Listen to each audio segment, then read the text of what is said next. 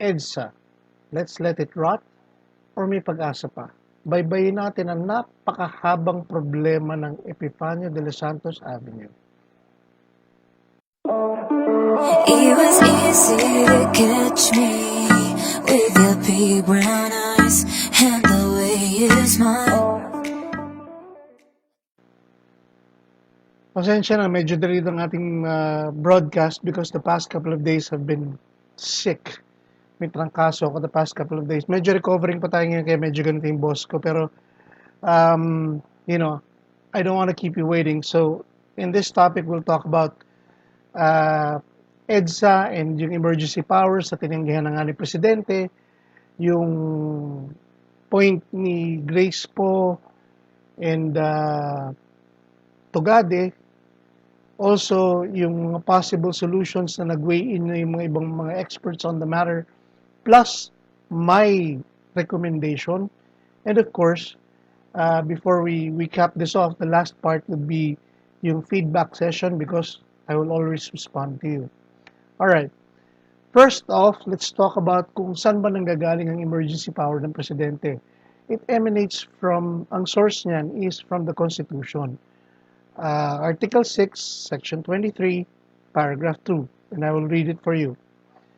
In times of war or other national emergency, the Congress may by law authorize the President for a limited period and subject to such restrictions as it may prescribe to exercise powers necessary and proper to carry out the declared national policy. All right. Now, doon ang gagaling yung emergency powers ng Presidente. It's all actually given by the Constitution. Now, ang may control niyan is Congress. Kaya nga pinagdidebatihan nila Grace po eh. Okay. Now, ang limitations niyan, ganito. First of all, may time limit yan, ang emergency powers. Pangalawa, Congress has the power to withdraw it or extend it or expand it. Okay? Tapos, every time the Congress adjourns, the executive power stops or it suspends and only resumes when Congress is in session again. Obviously, kasi syempre, pag not in session yung Congress, paano nila isa-stop kung or i-restrict kung sakasakali as need be, di ba? And also, the executive power can only be questioned in the Supreme Court, not lower courts. Diretso na Supreme Court yan. Alright, the Supreme Court will rule kung dapat bang tama ba yung pagkaka-extend o hindi or whatever if in case may conflict between Congress and the President. Alright. Now, ano ba ang kalaban ng emergency powers na hinihingi? Alright, I'll give you a few stats just for you to see how massive the problem is. According to Japan International Cooperation Agency, or JICA, yung pinag-usapan ng JICA, economic losses could reach as much as 5.4 billion daily. Hindi ko nga ma-imagine kung gaano kalaking 1 billion, 5.4 billion pa pesos daily. The metropolis has a population of 12.9 million, but it swells to 15 million during the daytime. Metro Manila. Okay? Ganong karami ang tao sa Metro Manila. Now, according to General Nebrija of MMDA, in his interview with Karen Davila, his stats are 258,000 ang capacity ng EDSA, pero during the day, ang gumagamit is 400,000. So talagang congested kahit anong gawin. A couple more stats. 46 provincial bus terminals are on EDSA. 11,000 buses on EDSA every day. 8,000 are provincial buses. Okay? 1,000 plus new cars on the streets every day. I think that's even maliit pa kasi, I'll tell you something about it later. Kulang yan eh. Yung 1,000 new cars a day. We'll discuss this later. Okay. According to a Top Gear article, the number of registered motorcycles already reached 18.8 million, or a whopping 71% of total motor vehicles in the country. country yan. Now, I tried to look up stats kung ano ba ang ilang motor ba ang nasa Metro Manila. According to Census Economic Information Center, the Philippines number of motor vehicles registered in the NCR, motorcycles or tricycles data reported 951,231 units as of December 2016. So you can just imagine how much is it today. Okay. All right. Ganun ka-massive yung kalaban ng emergency powers. All right. Let's talk about kung ano ba ang pinag-aawayan ni Grace po at ni Tugade during that time. The source of this is, aside from the videos I've watched and articles I've researched, from the corner article written by Andrew J. Marasigan of the Philippine Star, dated September 25, 2019. Okay? Are emergency powers warranted to solve traffic? Okay? Here's the proposal. The government is to install a traffic czar. In this case, malamang si Arthur Tugade. I don't really like the guy kasi medyo mainitan ng ulo. Pero I believe, mas gusto ko sana si Inebrihang mag-take over nan. Having a single person responsible for, number one, all issues related to traffic, and that negates the need to cooperate between the MMDA, LTO, LTFRB, and the Highway Patrol Group, not to mention the 17 local government units of Metro Manila. So, bypass lahat yun. Siya lang ang masusunod, yung traffic czar. Easier procurement procedures. Number 3, it disqualifies lower courts from issuing temporary restraining orders, TROs, for acquiring rights of ways, but instead vests the power solely on the Supreme Court.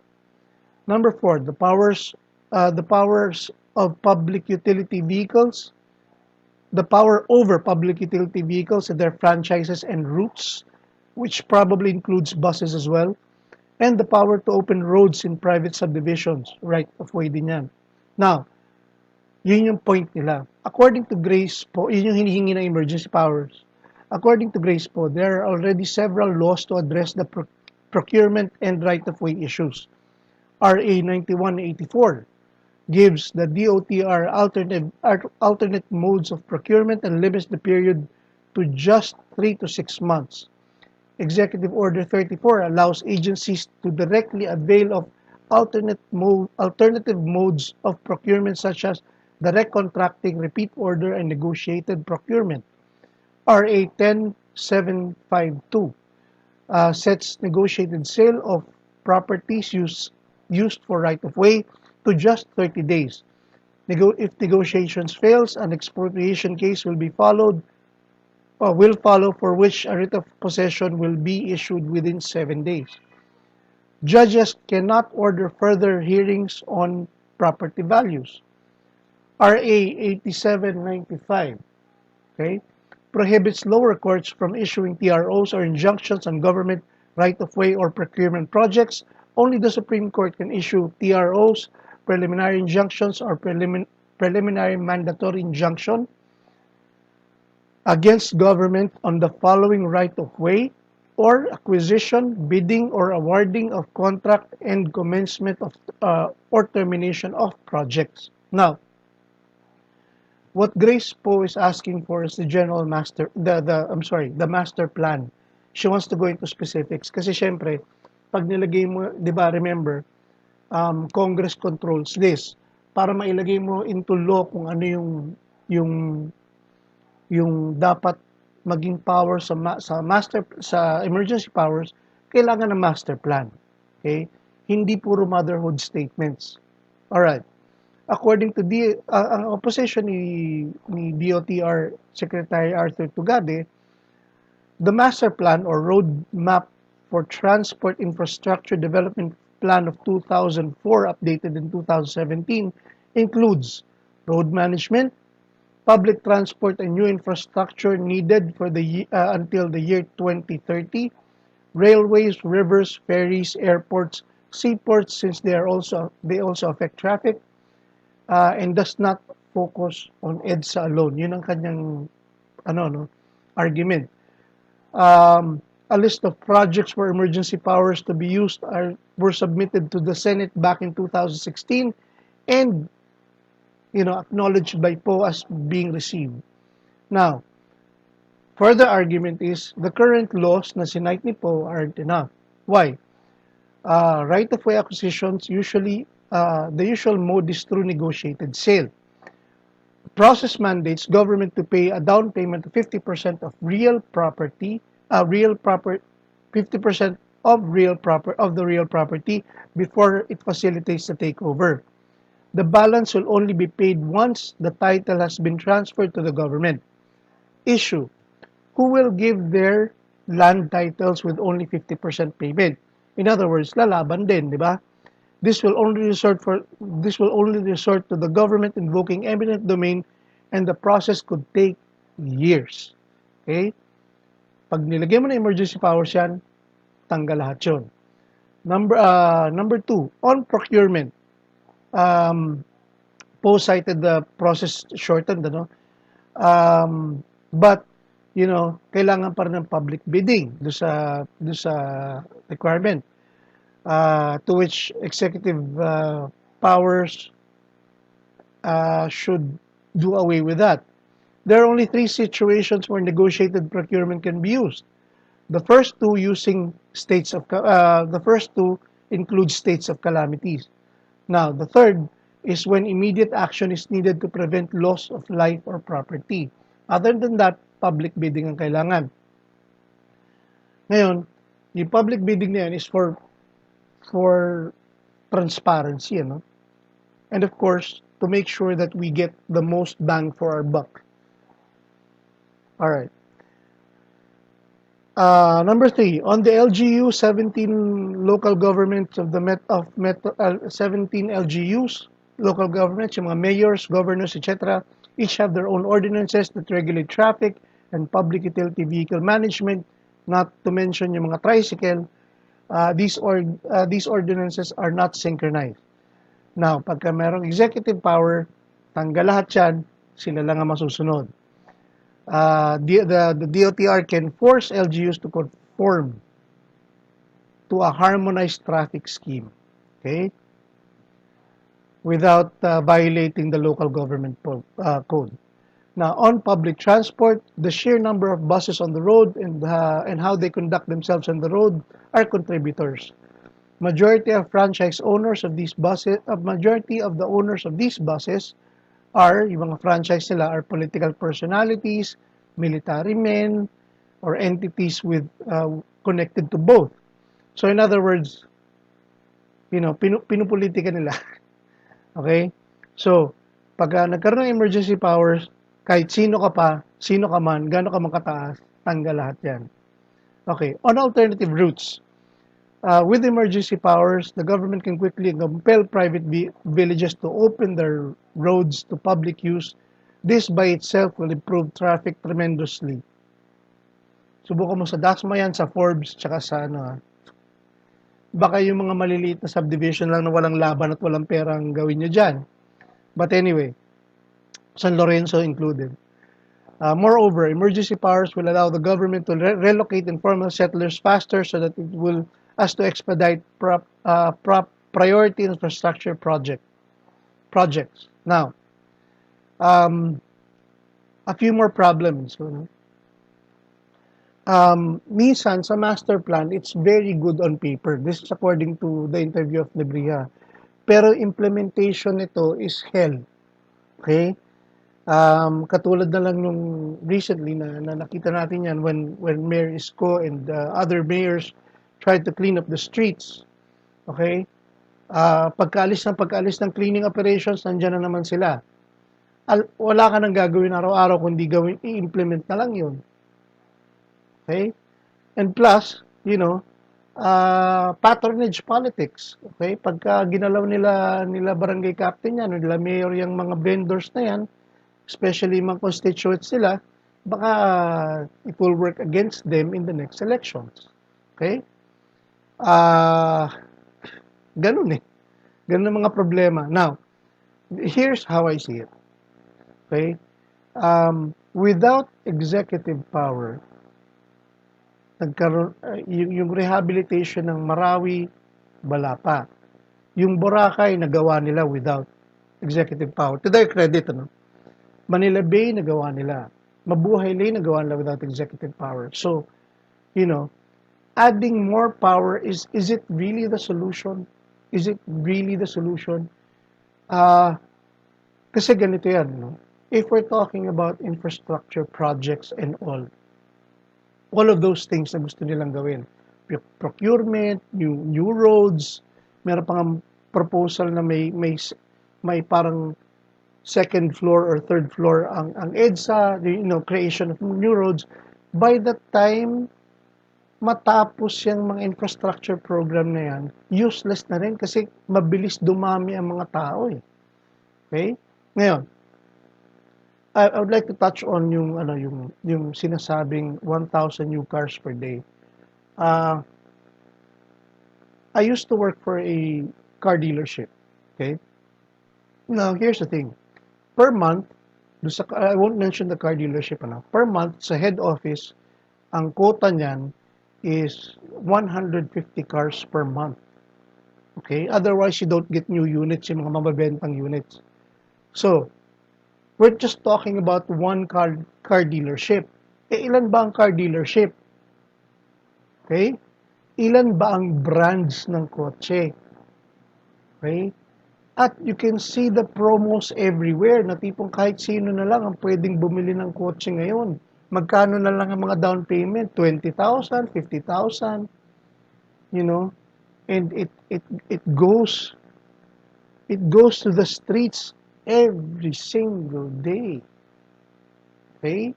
So yung 1,000 new cars, ano yan? Understated yan. Okay? But may mga bago pa. You can see them around. Yung mga China cars na napakamura, yung mga may Mahindra pa nga eh. 'Di ba? Mahindra, bago 'yun eh. Okay?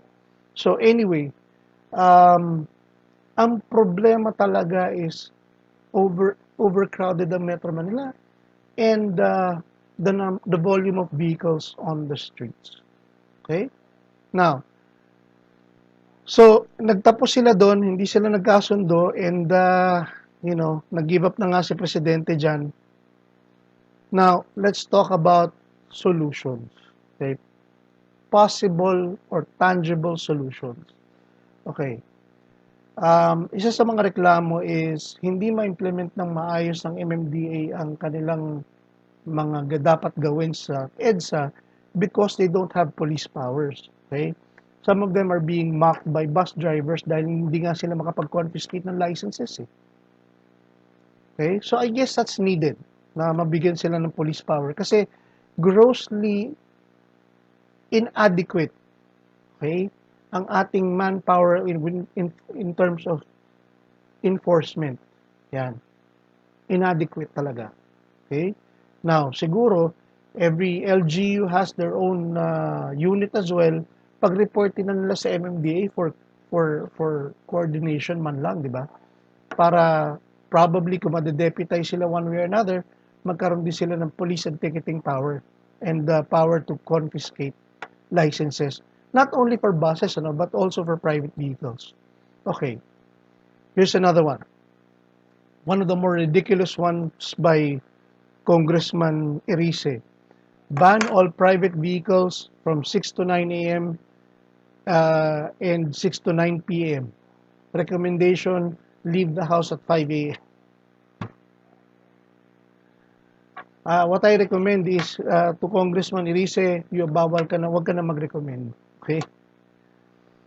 Now here's the thing. As mentioned earlier, ang mga vehicles on the road is around 400,000 every single day. Okay? Overcrowded ng EDSA. Question, and General Debria brought this up. Can the side streets and alternate routes take the volume na tatanggalin mo sa EDSA during 6 to 9 a.m. and 6 to 9 p.m. Malabo, di ba?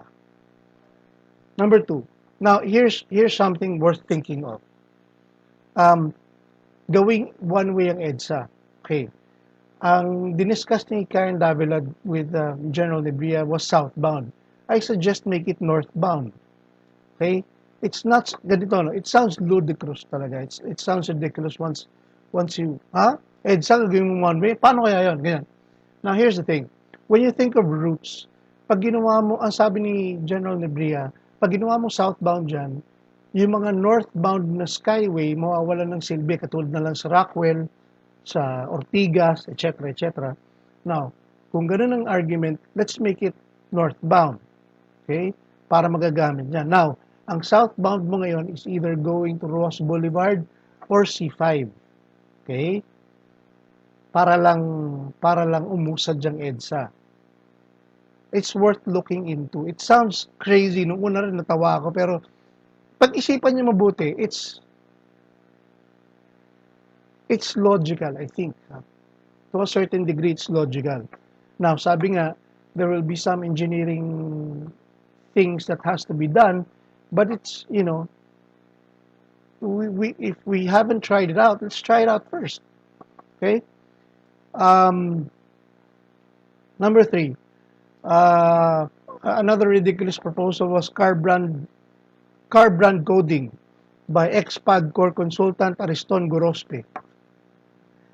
Okay. Ang ibig sabihin nito, kunyari Monday, banned ang lahat ng mga Toyota brands. Tuesday, Mitsubishi. Parang ganun. Okay? Malabo to. Alright.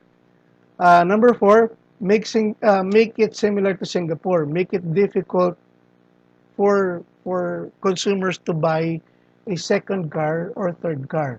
Yeah. Meaning, more taxes on the second car, more taxes on the third car, para yung ginawa ng mga tao during, di ba, nagkaroon tayo ng coding, di ba, number coding. Ang ginawa ng mga tao, bumili ng second car na hindi tatamaan yung coding lang, so they still have cars. So, in effect, hindi pa rin nabawasan yung mga sasakyan sa kalsada. Dumami lang ang sasakyan. Okay? So, now, sa Singapore, yun na nga, they made it difficult to buy the second or third car, meaning more taxes. In Hong Kong, if I'm not mistaken, to get a driver's license is very expensive, right? Now, this may be viewed as pro-poor but anti-poor but pro-rich, pero you can't have both. We just have to do one or the other. Ganun lang talaga eh. Okay? There's no other solution. Dumadami talaga eh. Okay. Here's a proposal of mine. Rid the roads of vehicles more than 10 to 15 years. Mga kaibigan, remember yung stats kanina. Ang sabi na nga, 1,000 new cars per day. Okay, don't tell me when you got out today, hindi pa kayo nakakita ng mga cars na 1980s pa. Okay? And they're still on the road. Okay. Now, again, kaya hindi popular to, it's because, sabi nila, it's anti-poor, it's pro-rich, ganyan-ganyan. But again,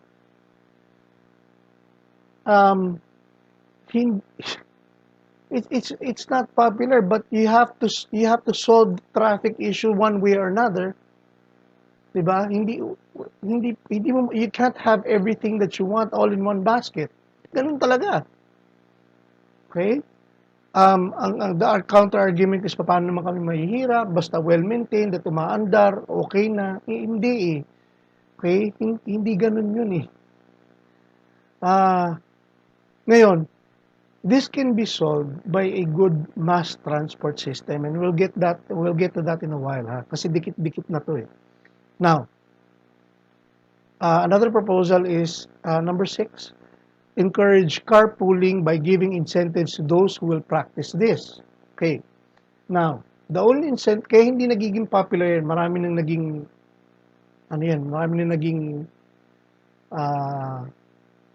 naging schemes yung carpooling mo. Kasi ganito no?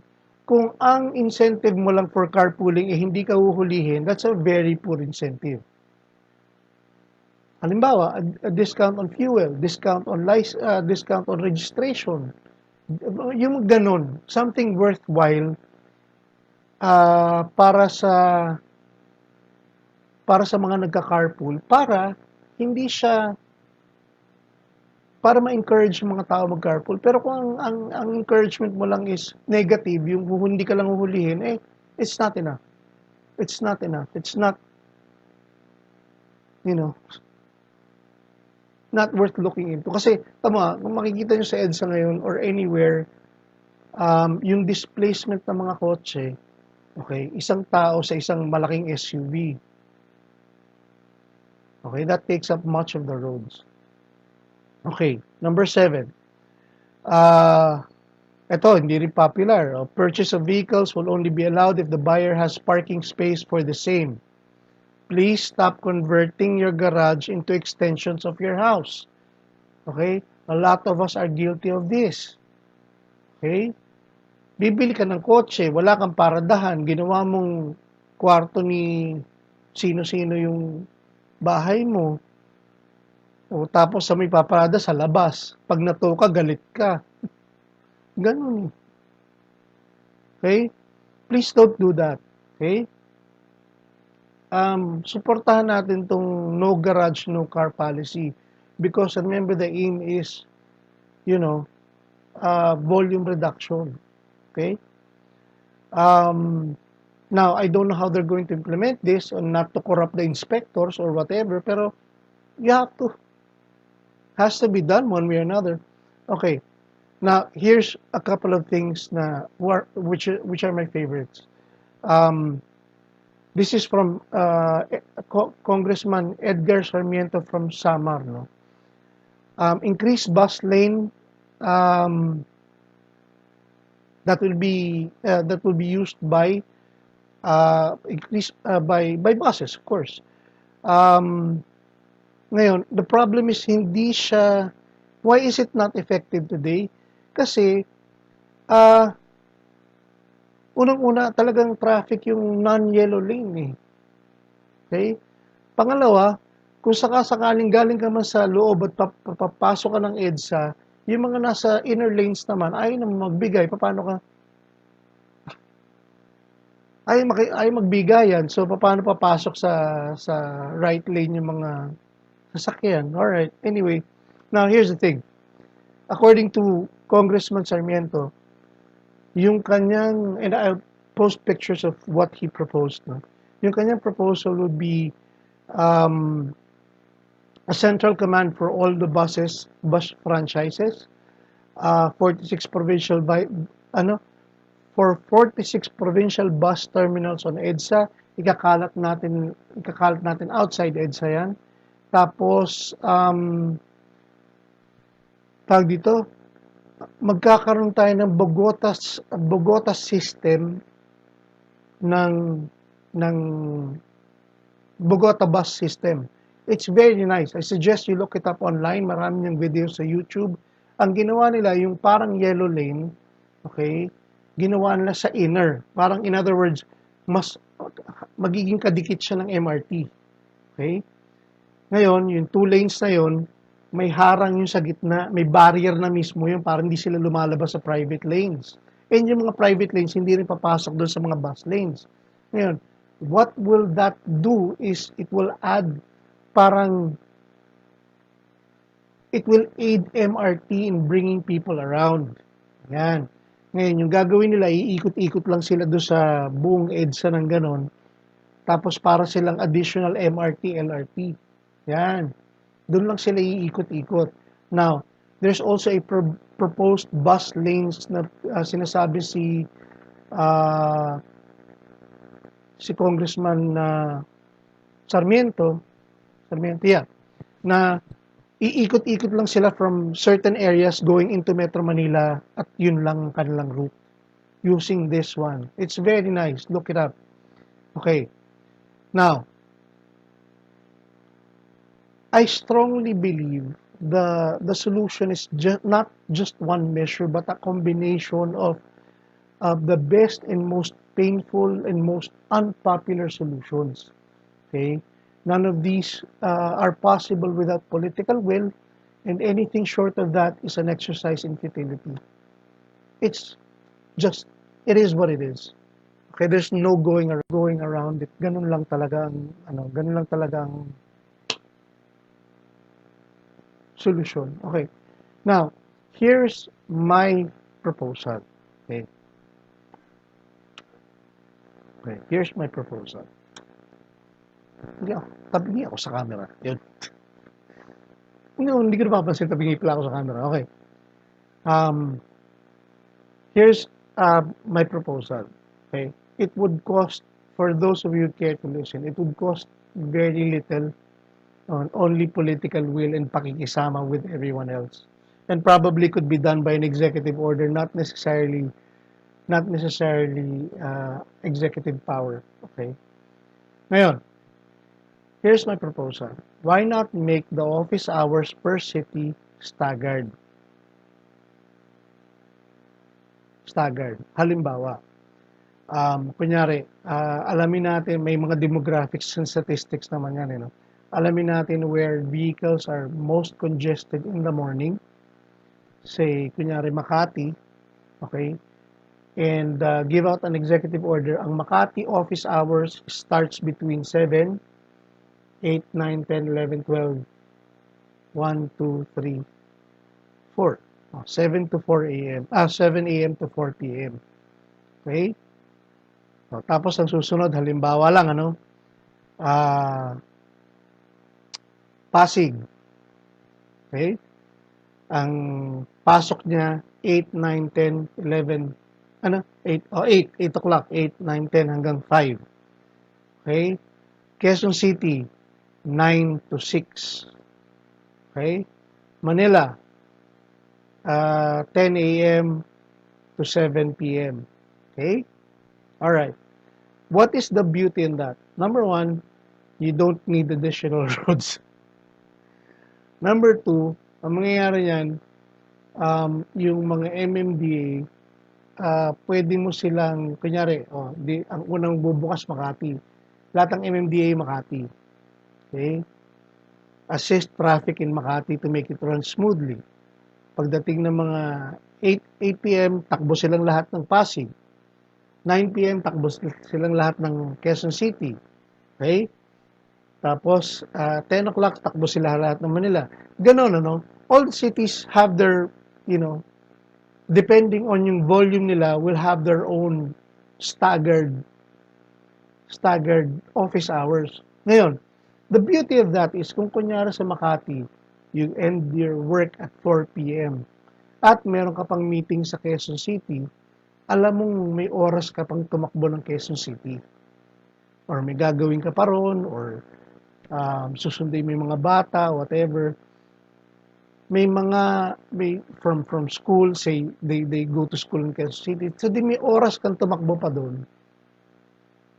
And still office hours pa rin yun. Okay? Or if you're from Quezon City and you need your license renewed in Makati, okay? Alam mong maaga magbubukas ang government offices ng Makati by 7 a.m., fix it and then go back to wherever it is you need to work at Quezon City, and you won't be late at may oras ka parate. What do you think? Sounds good, di ba? At wala kayong babaguhin. Alright? Now, doon sa traffic scheme na yun, yung staggered office hours, sama pa rin yan. Kunyari yung excuse me, coding system, sama pa rin yung carpooling on EDSA policy, sama pa rin yun. Huwag mong tatanggalin lahat, yung kasama pa rin yun. But what happens is, yung concentration ng volume ng traffic every day will be per area lang. Ganun din ang uwian. Siyempre, yung uwi ng 4 p.m., makaka-uwi na kagad, 5 p.m., pauwi na rin, 6 p.m., pauwi na rin, 7 p.m., and so on. and so forth. What do you think? What do you think? Okay? Now, the latest niyan, yung news kanina lang was, sabi ni Grace po, bakit hindi raw maglagay ng, ng business class type sa, hindi yung pinag-iisipan, Miss Grace po eh, na kung ano yung sinasabi mong business class dyan sa MRT, LRT, labo eh. Hindi ko alam, malaman ko saan sisimulan eh. Pero there's this new article I like, ano, and I think sa Inquirer siya, if I'm not mistaken. Merong recommendation to encourage um, working at home. Okay? Working at home. Walang ang tawag nila doon is telecommuting yata. Yeah. Working at home. Na kunyari things you need to do uh, do at the office na pwede mo nang gawin sa bahay, gawin mo na. Di ba? Okay lang yun. Okay? It's up to offices pa paano nagagawin yun uh, on how to encourage that. But, I mean, if you're familiar with yung mga virtual offices, may clock in yan, may webcam yan, para malamang nandun ka, nag-work ka for 9 hours, etc., etc. You're just there, nakikita ka ng mga boss mo, and they can converse with you via phone, via text, via Skype, via whatever. Ang kapalit lang yan is dapat mabilis ang internet mo.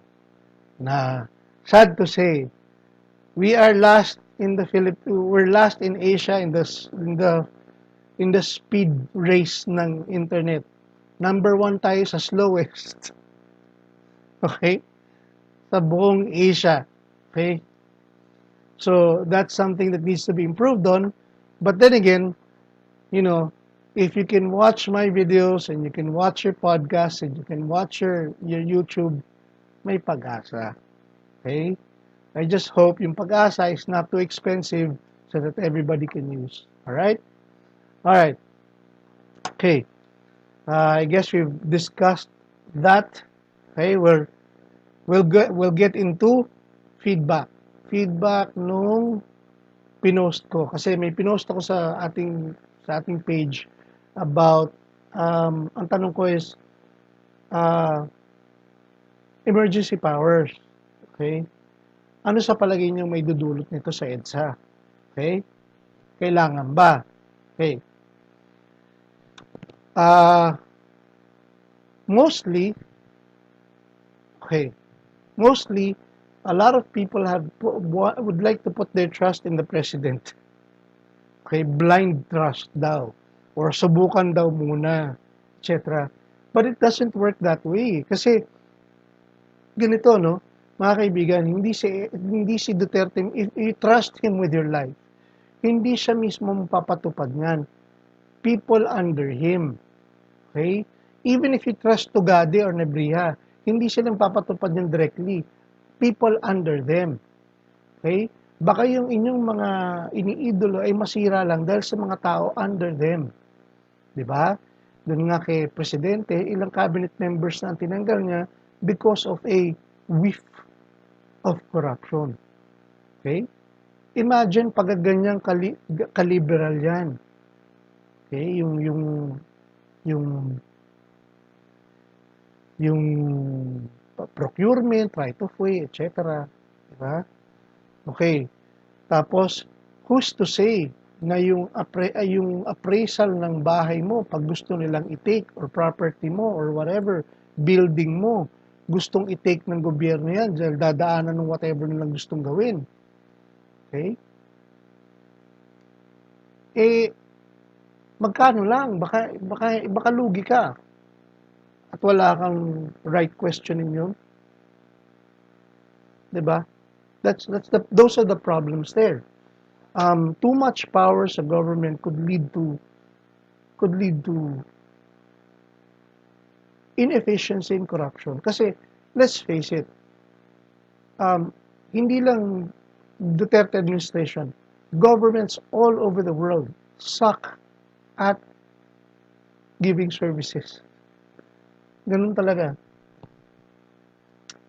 They suck, the government all over the world, governments, okay, suck at giving services. Okay? Hindi sila efficient sa ganun. Hindi efficient ang government. It ends up being bloated. Ito na lang eh. Yung mga discussions natin kanina na gusto nilang infrastructure, right of way, etc. etc. Sa proposal ko na staggered office hours. Actually, wala kang gagastusin kung i-implement lang nila ng maayos eh. Wala silang wala silang gano'n na tipong, oh, sige, yung very cost effective na solutions. Kailangan talagang may gagawing mga infrastructure. No, kailangan lang ipatupad natin ang ating mga current laws. Okay? Also, curb yung mga purchase of new vehicles, yung mga discounts na sobrang alanganin na talagang dumadagdag lang sa kalsada. Plus yung mga old cars, etc., etc., hindi popular, pero it has to be done. Has to be done. Okay, marami din naman nagsasabing, there are those who, a lot of people distrust, and I'm looking at it right now, ayoko na lang pangalanan yung mga tao, distrust the government, not for the right reasons. Okay? I don't think, I think the president means well, pero hindi yun ang problema, he's just one man. Yun eh. Even if he meant well, he's just one man. He can't look at every single corner of this thing. Kaya napakalaki ng scope kasi.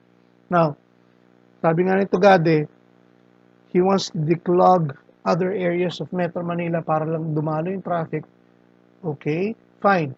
Wag na muna yun ang pag-usapan natin. Let's talk about EDSA muna. And then we branch out. Kasi yun lang naman ang reklamo eh. I don't think may problema sa ibang, ganito, if you solve EDSA muna, then you can go look at other things. Okay? Now, with or without executive power, what is my opinion? What is the problem on EDSA? The problem of EDSA is not the government, but you and me. Tayo. Okay?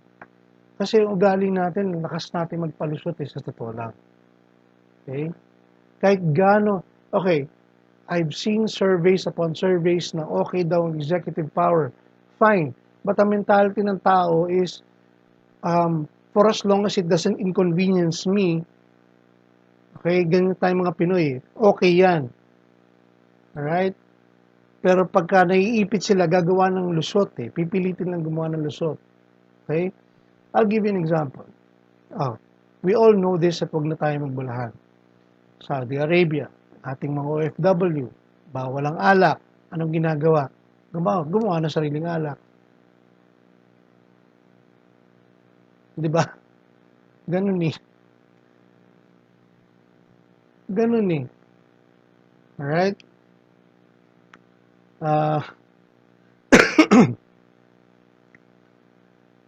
Ano ba?